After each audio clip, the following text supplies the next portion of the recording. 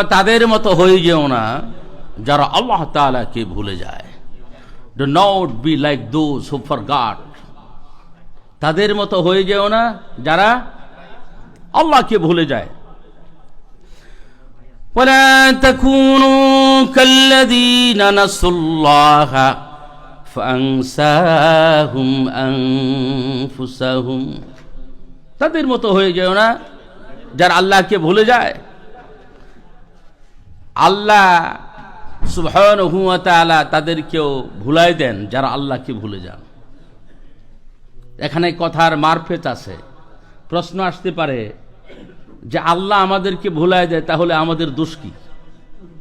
কোরআনের আয়াতের অর্থ এটাই যে তাদের মতো হয়ে যেও না যারা আল্লাহকে ভুলে যায়। আর আল্লাহকে তারা ভুলে যায়, আল্লাহ তাদেরকে ভুলাই দেন।